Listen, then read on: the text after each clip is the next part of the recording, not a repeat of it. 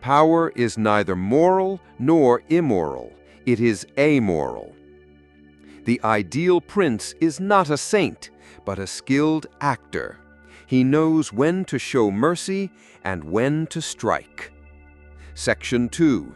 Cesare Borgia, the blueprint of the prince. Cesare Borgia, son of Pope Alexander VI, was the living embodiment of Machiavellian strategy. Charismatic, cunning, and utterly ruthless, Cesare carved out his own state through manipulation, alliances, and brutal force. When the loyalty of local lords wavered, he invited them to a meeting. They expected negotiations. Instead, they were strangled. Machiavelli, who had witnessed Cesare's rise firsthand, was not appalled. He was impressed. To him, Borgia was not a monster. He was effective. Fortune may give you power, but only skill can keep it, Machiavelli believed. Section 3. Realpolitik in modern politics, Richard Nixon and the Southern strategy. Power dynamics didn't vanish after the Renaissance. They just wore new clothes. In the 20th century, Richard Nixon mastered the dark arts of modern statecraft. His Southern strategy appealed to racial resentment in the American South, not for justice, but for votes. Behind closed doors, Nixon wiretapped enemies, silenced dissent, and built an inner circle of absolute loyalty. When the president does it, that means it is not illegal, Nixon once said. Eventually, Watergate toppled his regime, but for years, Nixon ruled with an iron fist wrapped in a democratic glove, a Machiavellian illusion. Section 4. Corporate Machiavellianism, Steve Jobs, and control. Machiavellism thrives beyond politics, in boardrooms and startups where perception is profit.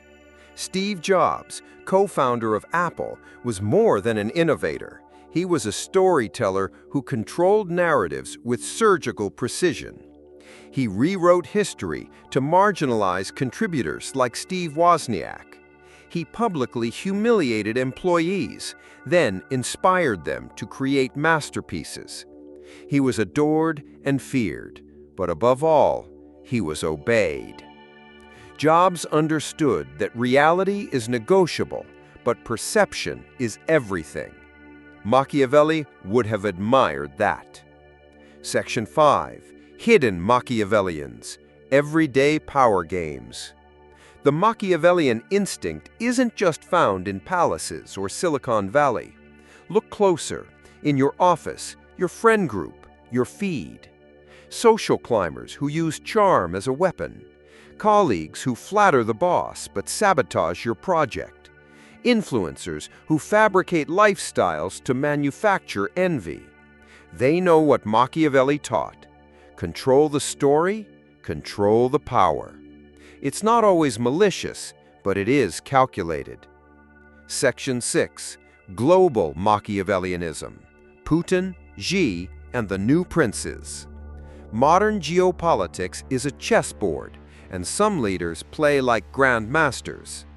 Vladimir Putin rose from the KGB to reshape Russia, not by moral idealism, but by consolidating fear and loyalty. From imprisoning critics to annexing Crimea, Putin's moves follow Machiavelli's script. Eliminate threats, dominate perception, and never hesitate. Meanwhile, Xi Jinping centralizes power under the guise of unity. Surveillance, censorship, loyalty campaigns, they echo Machiavelli's call for control over hearts and minds. They don't pretend to be loved. They demand to be obeyed. Section 7. The cost of power, the downfall of the Machiavellian. But power once seized must be constantly defended. Cesare Borgia lost everything when his father died. Nixon resigned in disgrace. Jobs was fired from Apple before staging a triumphant return. Each Machiavellian figure walks a razor's edge, win or fall. Power bought with manipulation demands endless maintenance. Betrayal begets paranoia. Loyalty becomes currency. And legacy becomes complicated. Conclusion: the game that never ends.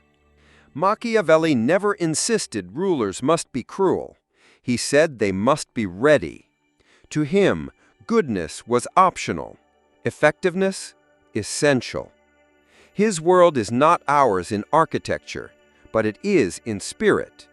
Whether in castles or corporate towers, elections or algorithms, the game of power continues.